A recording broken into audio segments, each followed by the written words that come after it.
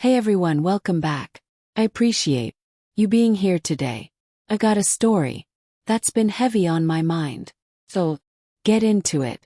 My name's Bryce and I've always believed real relationships are rooted in loyalty, that quiet agreement that your partner stands with you no matter what. But the day my wife chose to defend her coworker instead of me, I realized I didn't hold the place in her heart that I thought. Me take you back to where everything began. First, met Valeria at a corporate networking event, one of those mixers full of industry professionals. She was there for a competing company, and though I can't recall every moment from that night, I remember noticing her right away. We exchanged a few words and I made sure to get her number before we left. I didn't know where it might lead, but I knew I wanted to see her again. First, our talks were light, short messages, updates about our day, the occasional joke. But soon those casual texts became daily check-ins. Before long we were dating, connected not only romantically but on a deeper level. We bonded over our careers, the stress of climbing the ladder and the pressure of competitive field. Felt like we were teammates. Before marriage we had long talks about what we wanted ahead. We agreed to hold off on kids for a few years, focus on work and help each other grow. We talked about personal dreams, mapped out how we'd share household tasks, and made sure neither of us would feel buried under it all. We were both ambitious and it felt good being honest about what that would take. When we got married, I thought I'd made the wisest choice of my life. It wasn't just marrying someone beautiful. It was marrying someone who understood me, who had her own drive yet respected mine. Everything felt solid, like nothing could shake the ground we built. The early years of marriage went smoothly. We managed the home as planned, sharing responsibilities depending on who had more time. We valued each other's space. Yet no matter how busy, we always found time to reconnect. Thought that balance meant we were secure.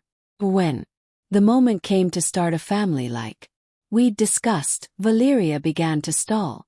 First year it was, let's wait until this fiscal year ends. I need to meet my goals. Understood. Next year it was a regional position she was after. Once again I backed her. I love my wife and want to be supportive, but I'm not blind. Biology sets limits when it comes to children. That's not pressure, it's just fact. 3 years of delay no longer felt temporary. Felt like avoidance. After the 3rd year I could no longer ignore the truth. One evening, after dinner, I sat her down and spoke from the heart, reminding her of our plans and how patiently I'd waited. Instead of listening, she grew tense, stood up, folded her arms and snapped. So I'm just supposed to put my career aside because you're desperate to play Dad? I couldn't believe what I heard. She went on about a promotion she'd been chasing for years, saying I should stand behind her, not hold her back. But in my mind, that promotion had been her excuse. 3 years in a row. It wasn't a short pause anymore. It was her new path, and I couldn't live with that. I told her I wasn't happy, that I felt left behind. The talk ended without any answer. What came after was even harder. Valeria checked out emotionally. There wasn't a huge fight, just silence. She quit putting effort in. We stopped sharing our thoughts, our laughter disappeared. The warmth in our home faded away. If I tried to talk, she said she was tired or too busy. If I suggested dinner out or a small trip, she brushed it off like a or. Slowly she pulled back. Not in a physical sense, we still shared a bed and a roof, but emotionally she was gone. Didn't want to throw away what we'd built or make rash choices, so for a while I stayed. First, Valeria just started coming home later than usual, sending texts about clients or urgent projects. I knew our careers demanded long hours at times, so I didn't overthink it. But soon the messages stopped altogether. I'd sit in the living room checking the clock, convincing myself she'd walk through the door any minute. When she finally did, there were no explanations. No hey, sorry I'm late.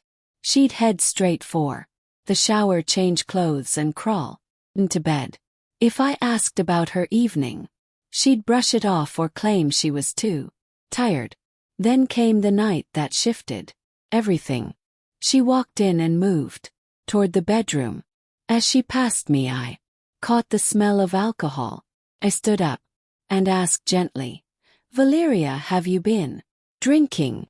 She snapped, "So what if I had a few drinks with friends?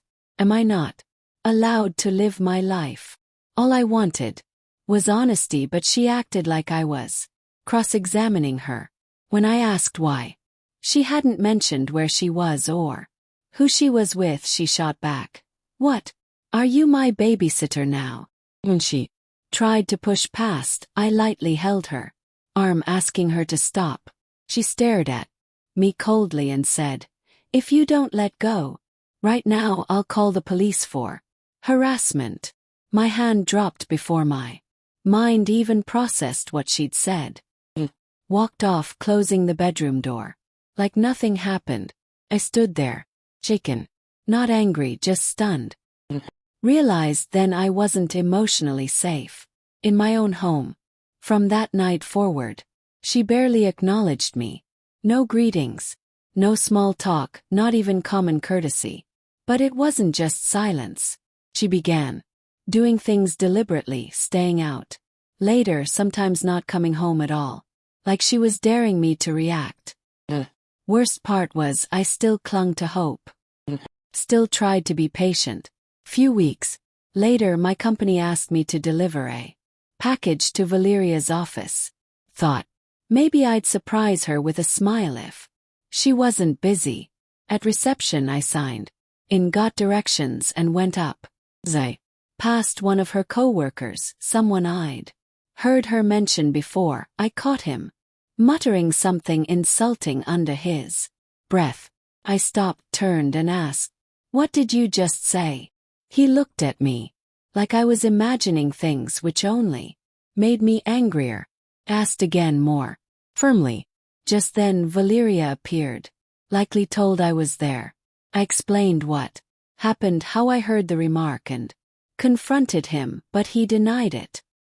Expected her to be upset at him, but she looked at me like I was the issue.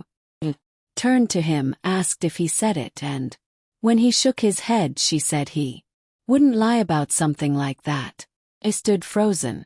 My wife had just chosen a coworker's word over mine in front of everyone. Something broke inside me. Didn't fight, didn't argue.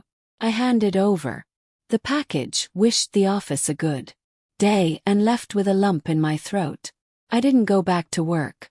I went home, sat on the bed for an hour, replaying it. This was the same woman who had stalled our family plans for years, shut me out emotionally, came home smelling like alcohol, disappeared for nights. And now she'd publicly humiliated me by taking someone else's side. If I stayed any longer, I'd be agreeing to this treatment. That day I booked an appointment with a divorce lawyer. When she came home that night, she didn't show remorse or care how I felt. Instead, she lashed out, accusing me of embarrassing her at work, of making her the office joke.